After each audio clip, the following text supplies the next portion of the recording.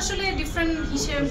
কলকাতায় সিনেমা করেছি, ওইটা তো আসলে আমার কলকাতার একটা অডিয়েন্সের টেস্ট আলাদা থাকে, বা ওদের আসলে সিনেমা গোয়ার্স, ওদের মানে সিনেমা দেখার প্র্যাকটিসটা অন্যরকম, বা গল্প নির্ভর সিনেমা ওখানে অডিয়েন্স আছে অনেক।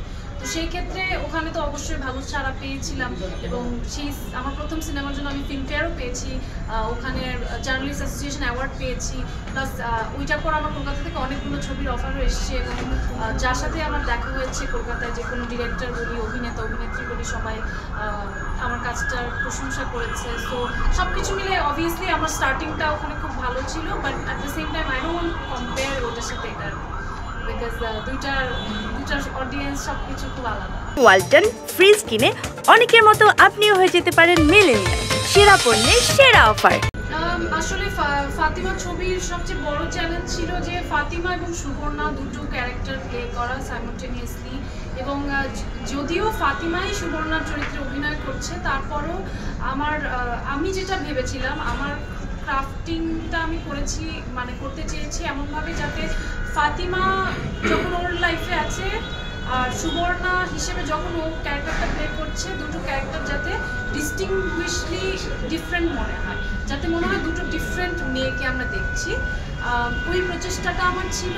আর সুবর্ণার ক্ষেত্রে যেমন আমরা দেখেছি যে ওর ট্রমাটা অনেকটাই এক্সটার্নালাইজড, আমরা ওর দুঃখ কষ্ট বা বেদনা এটা আসলে ভিজুয়ালি অনেক ভালোভাবে বুঝতে পারছিলাম, কিন্তু ফাতিমার ক্ষেত্রে কিন্তু মোর ইন্টারনালাইজড স্ট্রাগল ছিল। তো সেই জিনিসটা আমি চেয়েছিলাম যে এক্সপ্রেশন বা বডি ল্যাঙ্গুয়েজ সব কিছুর মাধ্যমে একটু আলাদা করতে, এবং সুবর্ণা একটা সময় কিন্তু একটু জিনিসটা আমরা দেখেছি, যেটা হচ্ছে ফাতিমার আত্মচিৎকার, বা একটা সময় যখন ফাতিমা সুবর্ণা দুজনই একটা সমপর্যায়ে চলে আসে, তখন কিন্তু মনে হয় কি দুটো মেয়ে আসলে একই মানুষই হয়ে গেছে। সো এই যে দুটো প্যারালাল সমান্তরাল রেল লাইনের মতো চলছে দুটো ক্যারেক্টার, বা একটা বিন্দুতে যে মিলে যাওয়া, এই জিনিসটাই আসলে আমি করতে চাই। আমি জানি না এটা আসলে প্রথম সিনেমা বলতে, ইনফ্যাক্ট আমি এর আগে বিজ্ঞাপন ছাড়া, মানে বিজ্ঞাপন তো জানি 30 সেকেন্ড 1 মিনিটের বেশি কখনো হয়, এই ডিউরেশন ছাড়া কোনো কাজও করি নাই। সো ৭১-এর যে সুবর্ণার ক্যারেক্টারটা মোটামুটি পুরোটাই আমার 2017 সালেই ধারণ করা, পুরোটাই অলমোস্ট। সো একটা দুইটা শর্ট ছাড়া, সো অলমোস্ট ওই পুরো জার্নিটা আমার 17 সালের।